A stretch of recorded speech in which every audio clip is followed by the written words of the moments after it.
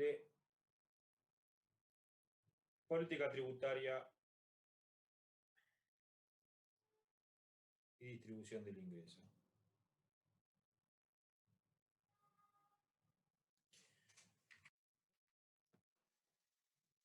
No, nosotros ya sabemos, porque lo vimos en las primeras clases, cuando nosotros hablamos de distribución del ingreso, hablamos básicamente de equidad vertical. El criterio de la equidad vertical nos permite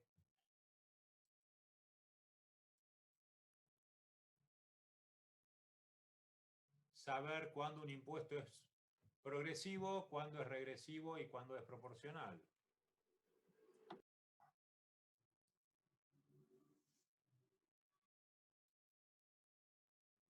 Si la carga tributaria se mantiene constante a medida que varía el ingreso, el impuesto es proporcional. Si la relación decrece, el impuesto será regresivo. Y si la relación crece, el impuesto será progresivo. Esto ustedes lo saben. Ahora presten atención que hay dos criterios, dos análisis distintos que se realizan cuando se habla de progresividad o regresividad de un impuesto. Hace un minuto yo dije, 5 minutos yo dije, el impuesto a los bienes personales es un impuesto progresivo porque tiene alícuotas que crecen a medida que crece el valor de los bienes declarados. Y acabo de decir hace un minuto, si la carga tributaria crece con el impuesto, con el valor, con el nivel de ingreso, el impuesto es progresivo. Hay una sutil diferencia entre las dos frases. En un caso, estoy viendo la progresividad, proporcionalidad o regresividad de la alícuota, y en el segundo caso estoy viendo la progresividad o regresividad de la carga tributaria. Parecido, pero no es lo mismo. De hecho, acá es donde entra a jugar el caso de los bienes personales. Perdón, me equivoqué. De los impuestos, de los mínimos no imponibles, ¿no? Como vimos en el caso del flat tax. Una típica pregunta capciosa es, ¿el impuesto de flat tax del 17% es un impuesto progresivo o es un impuesto proporcional o es un impuesto regresivo?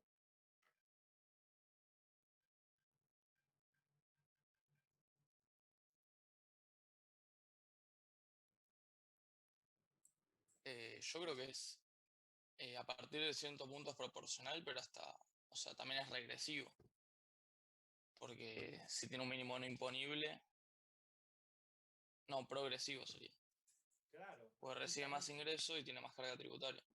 Claro. Como lo que hay que mirar es la carga tributaria y no la alícuota, si yo tengo un impuesto que dice los que pagan el impuesto, los que ganan más de 150.000 pesos por mes, pagan el 20%. ¿Eso es un impuesto proporcional o es un impuesto progresivo? Bueno, justamente, la alícuota es proporcional. Todos pagan lo mismo. Todos los que pagan el 20%. Pero solo lo pagan los que ganan más de 150.000. Entonces, en realidad, cuando yo miro la carga tributaria, el impuesto es progresivo. Porque si yo estoy dibujando acá en el eje, voy a tener que hasta 150 no pagan y a partir de 150 tengo una línea flat. Pero eso en realidad es un impuesto progresivo.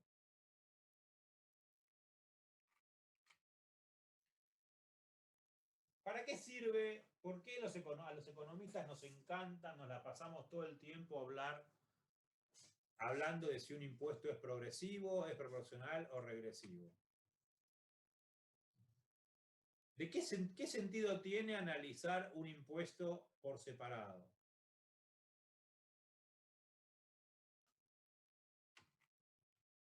Si tenemos 3 impuestos, la estructura tributaria de Argentina hasta el 2002, cuando se implementan las retenciones, era una estructura tributaria que estaba caracterizada porque sus 3 principales impuestos eran estos 3. El IVA, que es un impuesto regresivo, ganancias, que es un impuesto progresivo, y los impuestos al trabajo, que es un impuesto proporcional. ¿Qué tenemos? ¿Tenemos un sistema tributario progresivo? ¿Tenemos un sistema proporcional o tenemos un sistema progresivo? ¿Cómo hacemos para responder esta pregunta? ¿Tiene sentido analizar los impuestos en forma separada?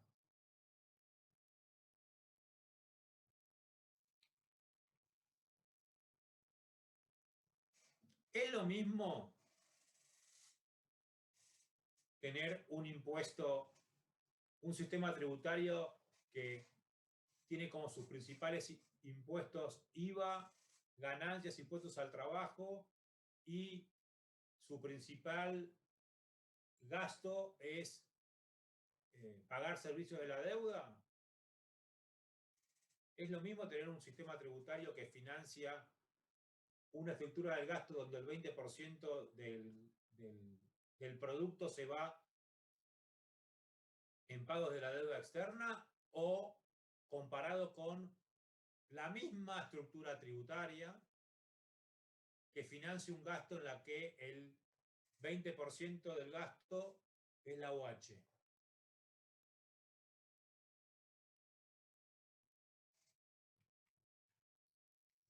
¿No? La respuesta a esta serie de preguntas es bastante obvia, muy obvia. No tiene ningún sentido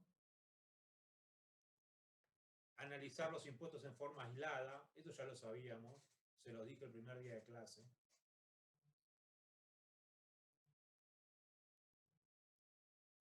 Nosotros tenemos que analizar el sistema tributario en su conjunto y además tenemos que analizar la política fiscal en su conjunto. Porque al final del día a los contribuyentes lo que le importa es lo que le pasa en su bolsillo.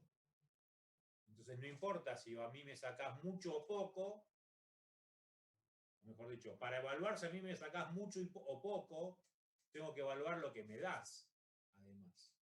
¿No? Típico argumento que nosotros escuchamos en Argentina. La gente en Argentina no quiere pagar impuestos porque recibe servicios muy malos.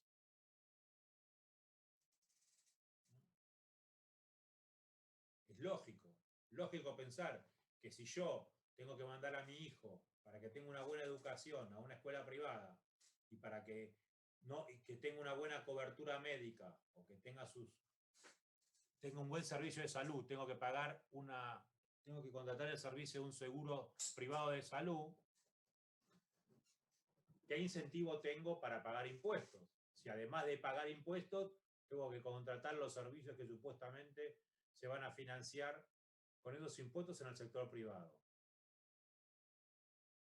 ¿No? Lo que hay que analizar es la política fiscal, como un todo. Es más complicado, pero es lo correcto.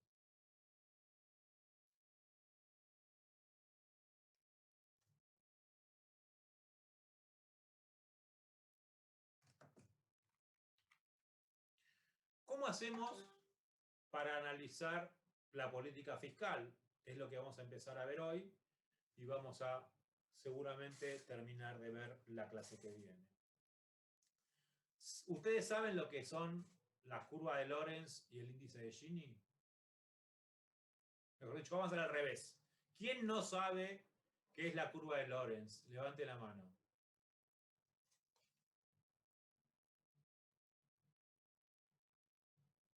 Muy bien, Federico Massa, que levantó la mano. ¿Quién más levantó la mano? Decime, ¿por qué no me dicen quiénes son los que levantaron la mano? Camilo también levantó la mano.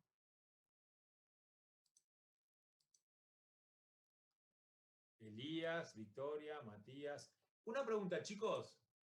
¿Alguien de ustedes? No, al revés. La pregunta es al revés. Estructura, ¿cómo se llama? Estructura social argentina se cursa después de que, mucho después de cursar finanzas públicas, ¿no? No, o sea, no son correlativas, la podés cursar Cuando sin quieras. haber cursado una. Claro.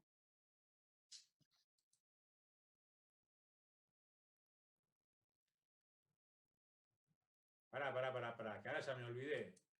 ¿Vos, Federico, habías levantado la mano o no? Decime que no, por favor. Que vos sí sabés lo que es la curva de Lorenz. No, no sé lo que es la curva de Lorenz, pero ya cursé estructura económica. Pero social, no económica, social. También, Son dos materias. también las dos. Las Ya dos. cursé las dos. Y no te explicaron lo que es la curva de Lorenz. No me acuerdo, sinceramente. ¿Te explicaron lo que es el Gini? Sí, sí. Y si te explicaron lo que es el Gini, te tuvieron que haber explicado lo que es la curva de Lorenz. Si no, imposible. ¿No? La curva de Lorenz, como se ve en este gráfico, es una curva que muestra lo que en estadística llamamos la frecuencia relativa acumulada de la variable que estamos analizando. ¿No? Con una particularidad que lo que estamos midiendo es porcentaje de ingresos acumulados. Entonces yo tengo en el eje de las X deciles de población y en el eje de las Y porcentaje de ingreso acumulado. O sea, cuál es el nivel de ingreso de cada decil, promedio de cada decil es la variable relativa y lo que hacemos es acumular. ¿No? Lo que quiere decir, como has acumulado, es que en este punto al 100% de la población le corresponde el 100% de los ingresos. Porque a medida que me muevo en este sentido, la curva de Lorenz acumula los ingresos de los deciles anteriores. El índice de Gini es una fórmula matemática que lo que resuelve es el problema de la pregunta ¿cuánto mide el área que está rayada? ¿Cuánto mide el área, la diferencia entre la curva de Lorenz y la recta de 45? Por construcción de la fórmula matemática del índice de Gini, el índice de Gini toma valores entre 0 y 1. 0 cuando la curva de Lorenz se superpone con la recta de 45, 1 cuando la curva de Lorenz toca este vértice. O sea, el 100% de los ingresos se acumula en el percentil número 100.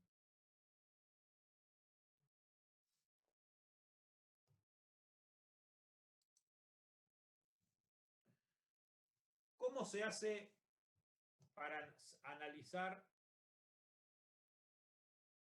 si la política fiscal es progresiva o regresiva? Se sigue la siguiente metodología muy sencilla de explicar, mucho más complicada de hacer. Se comparan dos Ginis. ¿No? El Gini es un... hay que preguntar de nuevo. ¿Alguien no sabe lo que es el índice de Gini? Levante la mano quien no sabe lo que es el índice de Gini.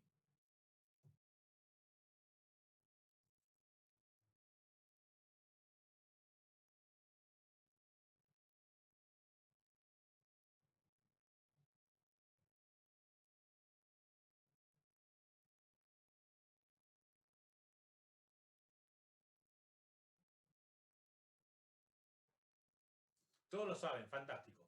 Entonces lo que hacemos es comparar dos Ginis.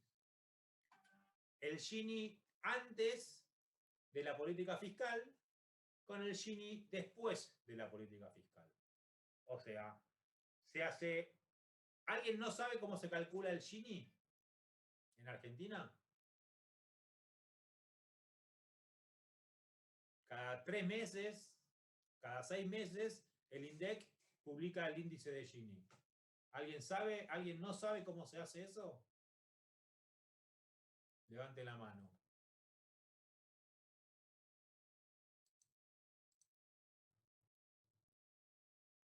Martín, ¿vos sabés o no sabés?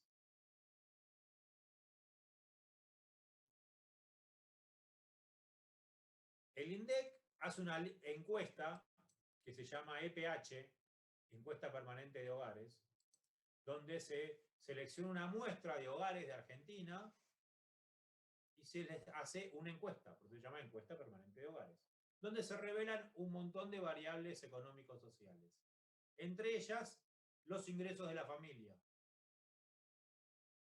Con esa información, nosotros tenemos una muestra de los ingresos de los argentinos. A partir de esa información se construye una curva de Lorenz con esa información, y con esa información se construye un Gini que representa un indicador que obviamente es como su nombre lo indica, el indicador no representa el valor real, sino que es una estimación de la distribución del ingreso de los argentinos.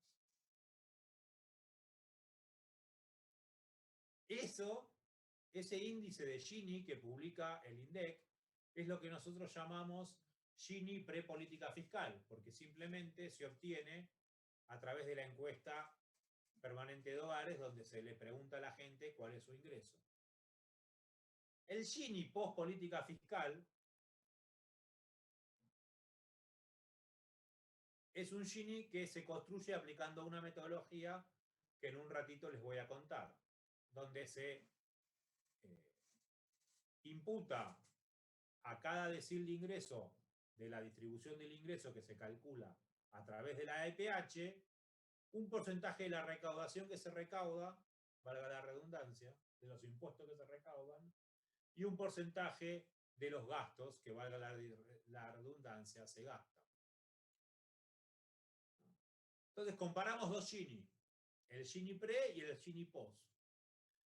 Si el Gini disminuye, si el Gini pre-política fiscal mide 47% y el Gini post-política fiscal mide 22%, la política fiscal es progresiva. Si el Gini se mantiene constante, la política fiscal es neutra. Si el Gini aumenta, si el Gini pre-política fiscal mide 42% y el Gini post-política fiscal mide 50%, quiere decir que la política fiscal empeora la distribución del ingreso y por lo tanto la política fiscal es regresiva.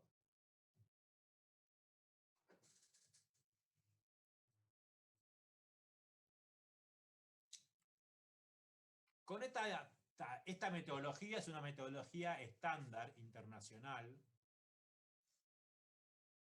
Nosotros acá tenemos un gráfico que obtuve del link que aparece ahí abajo, donde se publica el Gini pre y post política fiscal de los países de la OECD, ¿no? Y la diferencia entre el cuadradito, entre el guión y el triángulo rojo. La diferencia es el rombo azul, que nos permite ver cuán redistributiva es la política fiscal, ¿no? Tenemos los países ordenados, ¿no? Obviamente, fíjense, Chile es el país de la OECD con peor distribución del ingreso, arriba del 45%, y además es el país con menor política fiscal más regresiva, ¿no? Porque el porcentaje, bueno, no, mentira, no es el peor, México está peor. Fíjese, en realidad me equivoqué. Chile y México, el peor es Chile, es México. ¿Ven? México tiene el mismo Gini malísimo, arriba del 45%, pero Chile tiene un porcentaje de redistribución del 5% y México tiene un porcentaje de redistribución menor al 5%.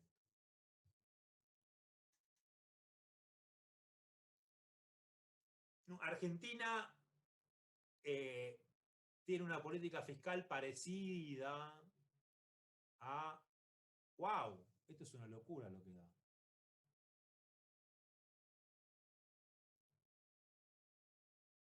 Sería algo así como Irlanda.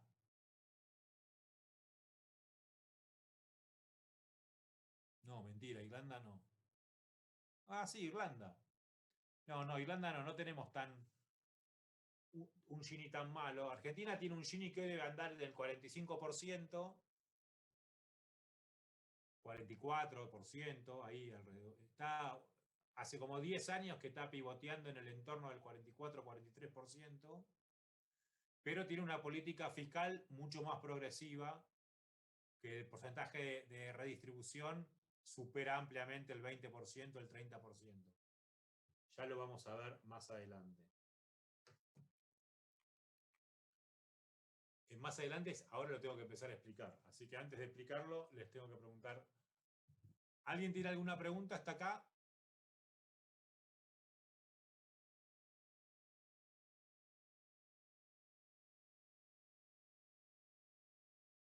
Ok.